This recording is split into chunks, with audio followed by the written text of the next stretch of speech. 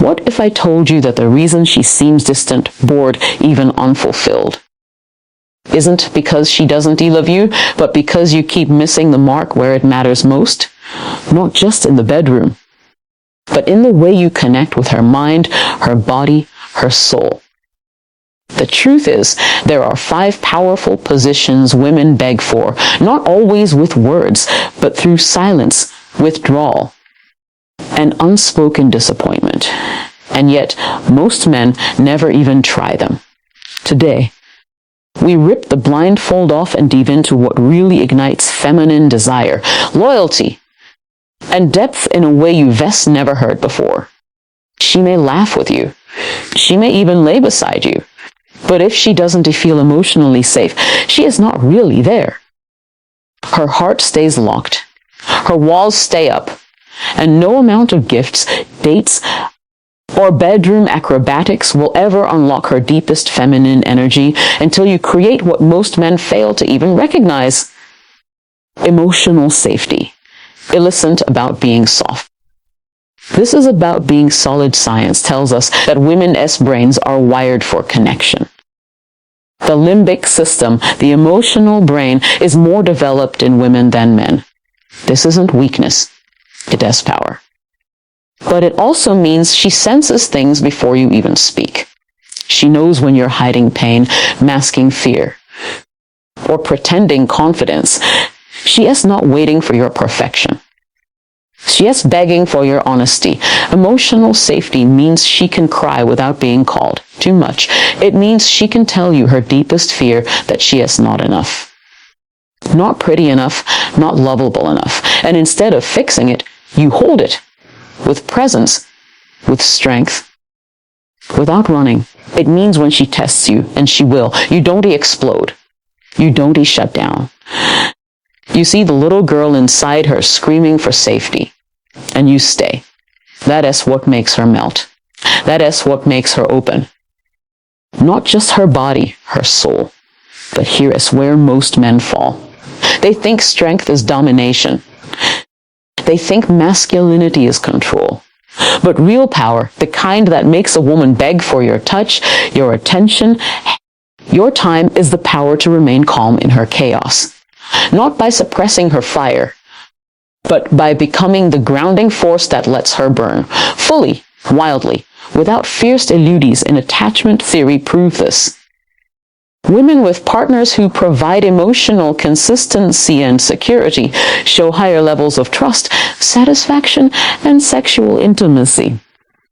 Because safety isn't boring. It is the doorway to everything she craves. So when she is distant, cold, or not in the mood, don't ask what is wrong with her. Ask whether you've given her a safe space to feel without judgment. If not, she is not rejecting you. She is protecting herself from the very thing you refuse to see. Men, hear this. The position she craves more than any physical move is the one where she can collapse into your arms with no mask, no fear, no pressure. Just her, just you, and the raw, sacred truth between you. Most men never go there. But those who do become unforgettable. She doesn't want a dictator. But make no mistake, she is a king for a man who knows where he is going and isn't afraid to take her with him. The truth is, in a world filled with passive men waiting to be told what to do, real masculine leadership has become rare and irresistible. Leadership is not about controlling her. It is about guiding with her. Women are not looking to be dominated. They're looking for direction, for clarity. For a man who can say, this is what I want, this is where we're going. And I want you beside me. That is the position she silently hopes for, where she can relax into her feminine energy because she trusts the strength of your masculine frame. It is not a power game. It is biology and psychology working in harmony. Research in evolutionary psychology shows that women are subconsciously attracted to men who display assertiveness, confidence, and decision-making. Why? Because historically, those traits signaled protection, provision, and survival. That is still wired into the human brain today, no matter how independent or modern she may be. But most men today are afraid to lead, afraid to offend, afraid to step forward without being told it is okay. So they hesitate. They ask for permission to be masculine, and in doing so, they unknowingly turn off the very spark they're trying to ignite. A woman wants to feel like she can lean into you, not just physically, but emotionally and mentally. She wants to know that when life storms hit, you won't be another wave, you tell be the anchor. That when she is spinning in emotion, you won't get lost, you'll lead her back to solid ground.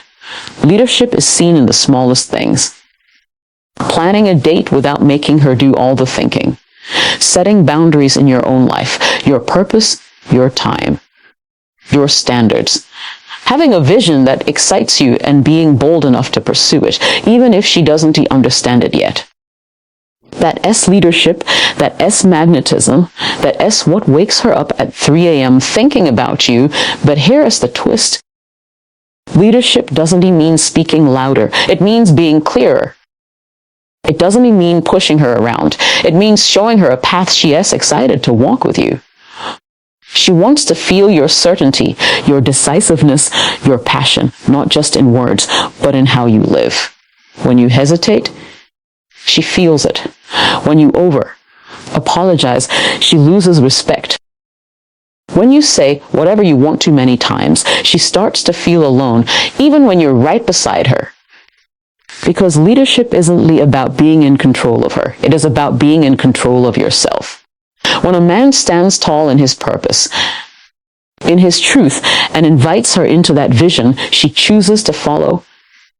Not because she has to, but because it finally feels safe, exciting, and right. And that is a position most men never offer, but one that women crave deep in their core. There is a kind of presence that disarms a woman completely. A moment where she looks into your eyes and sees that you're really there, not thinking of the next move, not distracted by your phone, not performing, not pushing, just present, fully, powerfully, patiently. And yet, this is one of the rarest positions a man takes, the position of presence without agenda.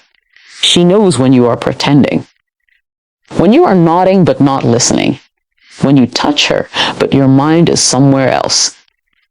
Women are neurologically more attuned to subtle emotional shifts.